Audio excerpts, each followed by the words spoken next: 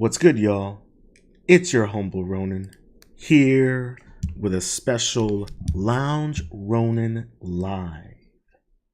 And on this episode, we're going to be discussing the showrunner for X-Men 97, Beau Demayo, is going off on the MCU. So we're going to be talking about Beau Demayo and his fallout with Marvel Studios head Kevin Feige. If you're new to the channel, please make sure to hit that like button, subscribe, and ring that notification bell. Let's get into some of his tweets that were screenshotted.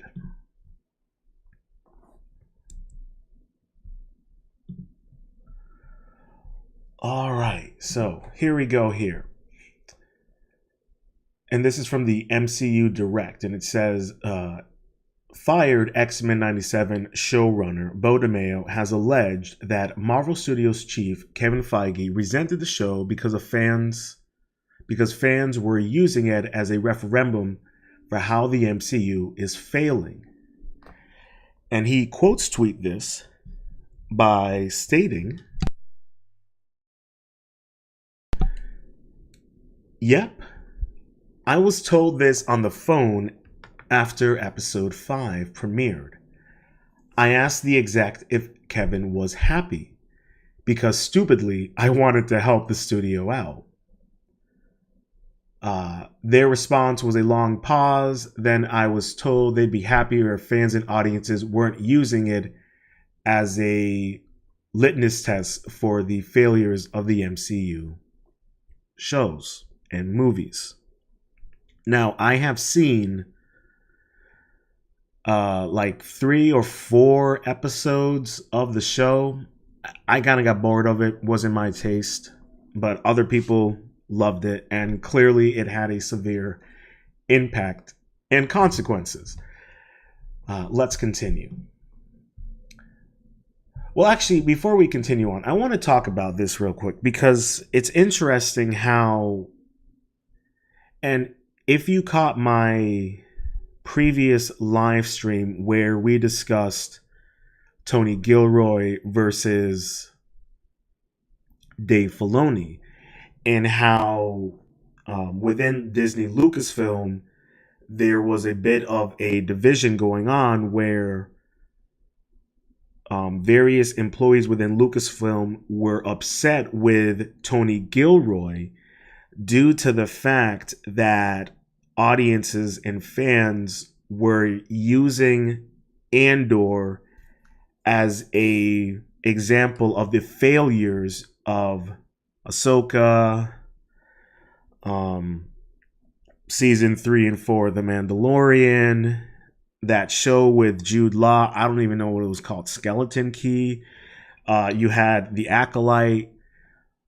So what was going on at Disney Lucasfilm was the fact that people loved Andor. Critics, fans, it, in many ways kind of revitalized a little bit of some of that love for Star Wars that had been, more or less destroyed. So now we're seeing the same situation playing out in the MCU with Beau Demayo. The difference is Beau Demayo is not Tony Gilroy, who was essentially best friends with Kathleen Kennedy and was essentially protected by the other executives and creators within Disney Lucasfilm who were very anti-Tony Gilroy, mainly because he was telling Star Wars as fans wanted it to be seen and experienced. You got a little bit of that with he created he directed the first Iron Man film.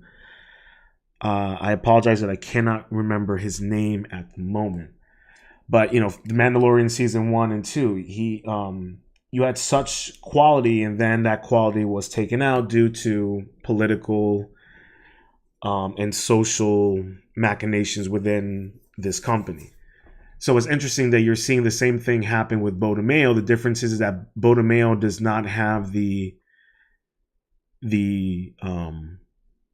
the stardom and star power as other creators in the industry have to be able to be protected from head executives such as Kevin Feige, or you could say Dave Filoni over at Disney Lucasfilm, just for a comparing and contrasting of this situation.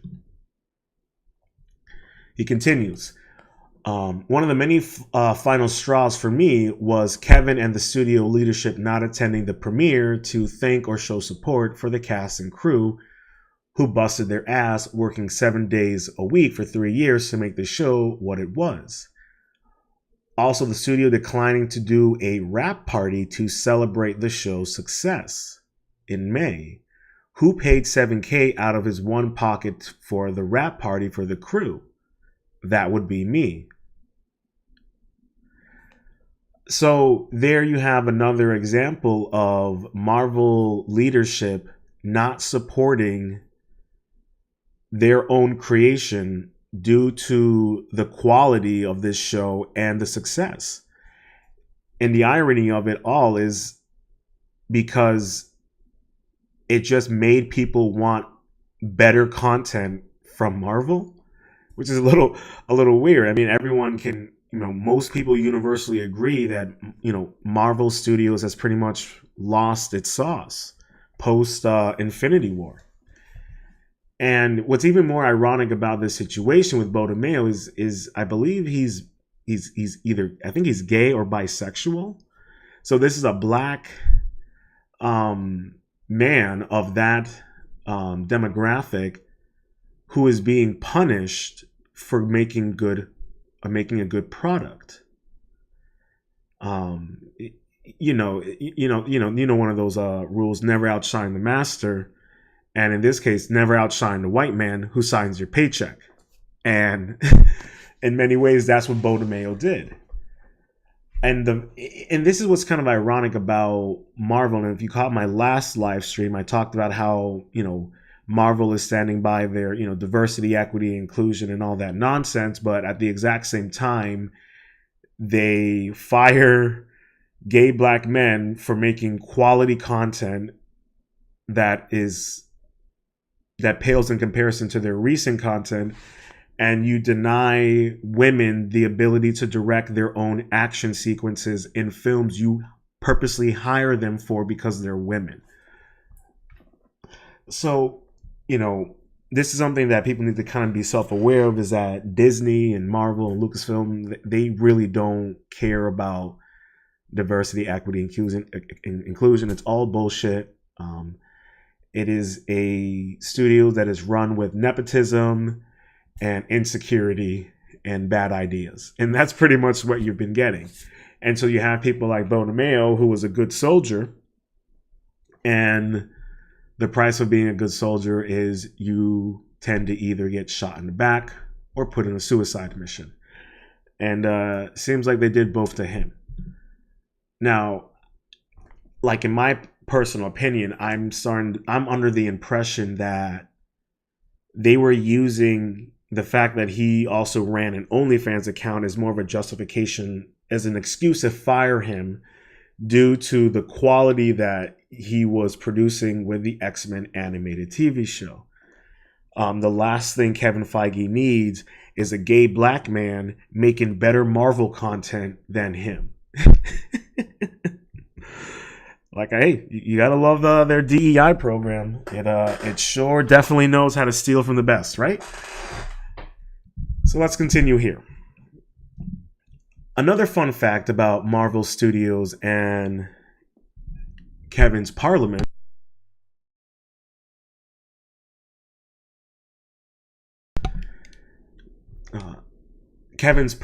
Parliament.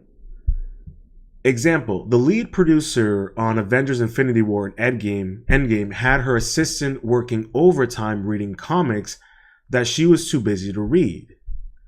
Same when they started working on Nomad, which ultimately fell apart because they couldn't crack it right. Well, yeah, if you haven't researched the character and that arc, you're gonna be hard-pressed to crack it.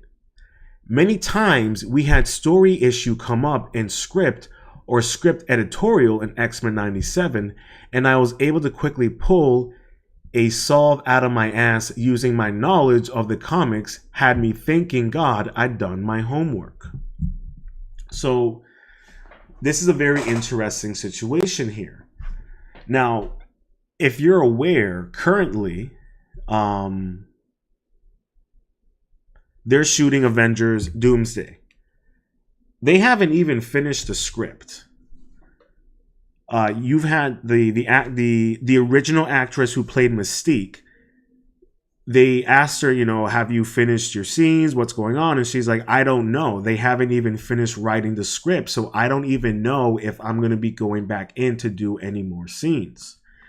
And then recently you had the guy who played Nightcrawler, the original Nightcrawler, and he was like, I don't even know who I'm acting with. They have me in a green room, and I'm just talking to the wall and various people and fake names. So I'm under the impression that they don't know what to do with the story because they haven't read the comics.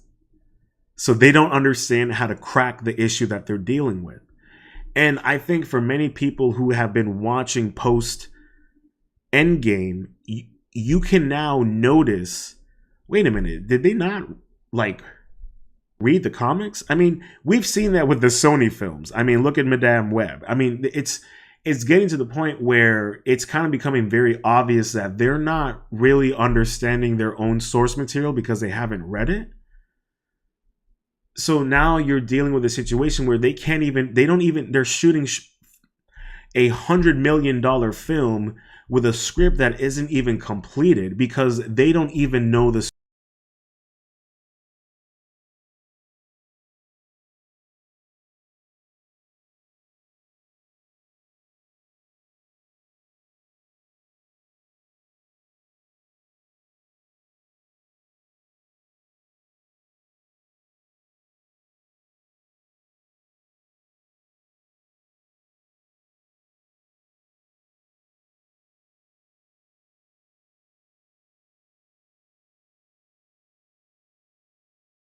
Superman film. I felt like I was watching Superman the animated show. I felt like at times I was watching Justice League the animated show. It felt like the comics that I have read and collected of some Superman that I have. So when I'm bringing that up, I'm bringing up a film that actually understands its source material well enough that when you get into the film, everything feels so established and so organic. You're not getting that anymore with Marvel's content. Nothing feels organic, even when you have decades of source material to pull from, and even actual original writers and creators. I mean, we know where it's pretty apparent about the way Marvel Studios and Disney has treated the creator of Deadpool and various other comic book writers who created many of these characters. They screw over those writers, those creators. They don't get any love. They don't get any support. They don't get to counsel Marvel Studios on how to bring these characters into life and make them feel very comic book accurate. I'm just observing what I have seen as someone who's been watching the films and collecting the comics. So when Beau Demayo brings this to attention, I'm not surprised because you can see it in the quality of what they produce. And he continues, also, remember how the Secret Invasion creators bragged about not reading the comics? Well, this is how Marvel does it. The assistant to the lead producer actually does all the reading of the comics and creates a development doc that covers the comics that includes pitches for which villains or characters to pull from and run. This is done so the actual producer, who's collecting quite a paycheck, doesn't have to actually read the IP they are making movies from, and then the producer and Kevin read and give notes on a development doc to narrow down ideas to create a final doc. Then, per what we've heard and I've seen, the writers are told not to read the comics, but instead to read and develop a pitching using the development doc that outlines the parameters of the story they can tell. I don't know about you. It's like a horrible creative process. And you're wondering why you'll have these people brag about not reading the comics, and then when you watch their product, we're like, yeah, we can tell you didn't read the comics. So this is crazy if you really think about it. This is a multi-billion-dollar studio that doesn't even read its own source material.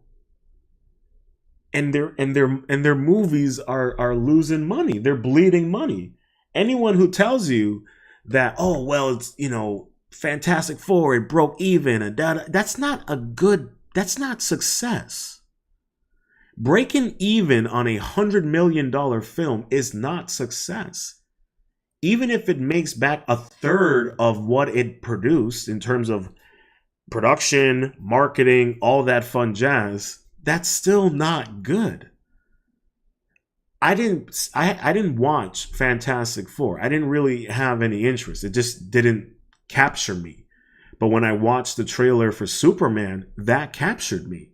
That made me want to go see it. And then when I went and saw it, I'm crying half of the film because it was really good.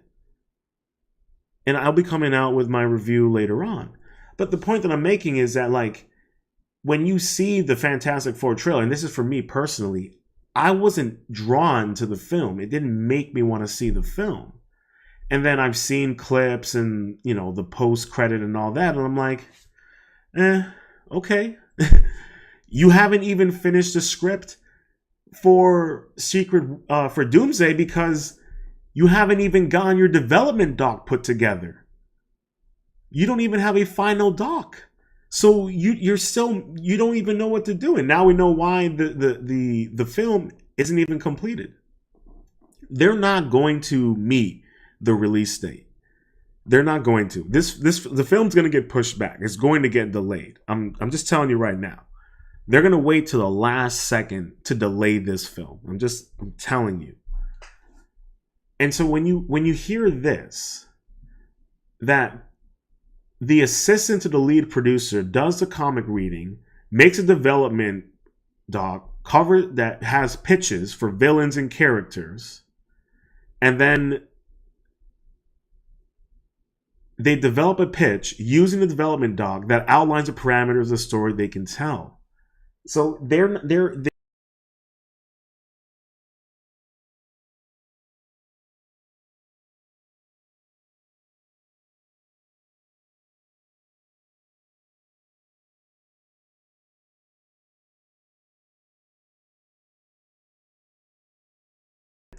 and I guarantee you that's probably what's happening right now with Avengers Doomsday. Their little development doc had ideas that don't even make sense or flow because they were just grabbing them from various aspects and different arcs from the comics without understanding the continuum of it. I mean, you see this in their quality. You can tell. I mean, Multiverse of Madness. I mean, what was that all about? Even Vision and Wanda. Like, you had Secret Wars. I mean, Secret Invasion. Like, what was that? And then on top of that, you have no quality in your stories, and then your CGI, your special effects, all of that is lacking in any real quality as well. So you now have a failed product from a creative standpoint and from production standpoint, with hundreds of millions of dollars invested into it. You throw that shit out there for the audience, and then you're surprised they're not receptive to it. Well, maybe it's because they've kind of figured out your method sucks. And now we're well aware of how you do your methodology and why the quality is terrible. I'm sure they do the exact same thing over at Lucasfilm. Maybe, maybe not. I wouldn't be surprised if it's similar to this. But this just shows you why, as of now, you're not going to get any real organic quality and content from Marvel Studios.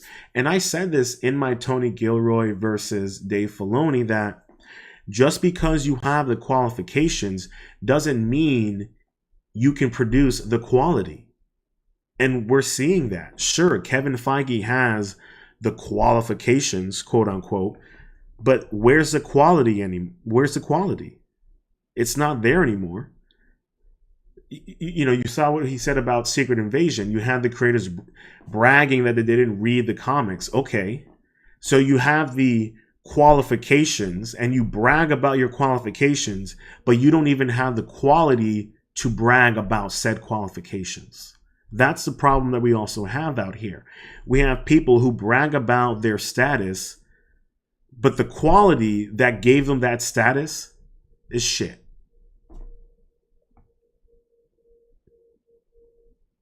And I mean, that classic saying, the customer is always right. Why is it when in the gaming industry, when they finally listen to the players, the game gets better, the player count rises, the money starts flowing? Look at what's going on with Battlefield 6. They're giving the fan base and video game players what they want: a quality military game that skips all the bullshit that Call of Duty is now riddled with. It lacks quality, but it's full of content. It has all these people who have the qualifications, but they lack the quality to make it anything good. And that's just an example of what you're seeing when you listen to the customer.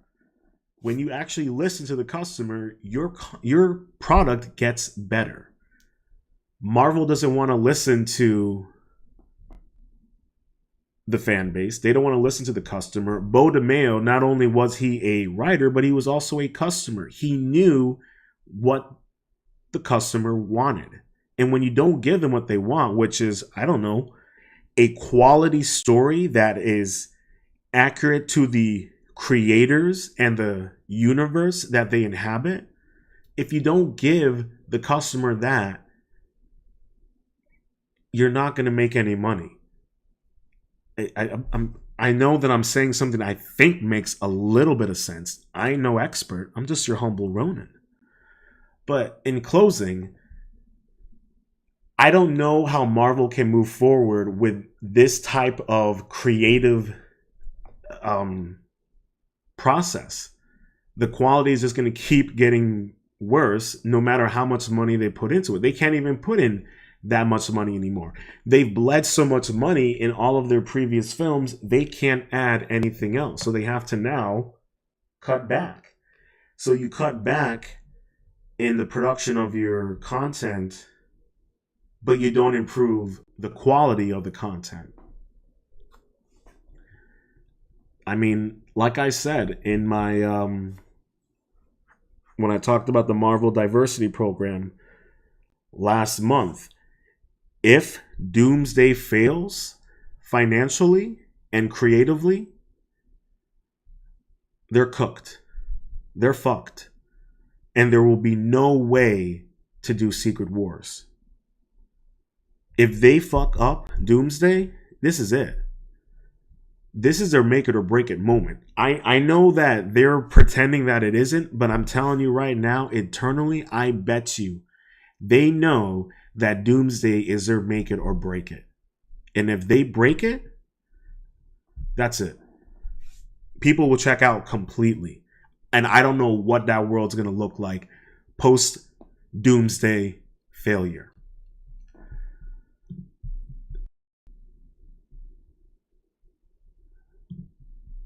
Alrighty.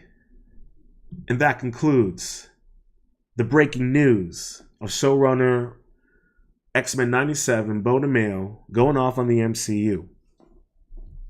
It's going to be interesting to see how Doomsday plays out. Please leave a comment with your thoughts below. Let me know what you think about this situation. Are you excited for season 2 of X-Men 97? If it's even coming out, I'm not sure if it is.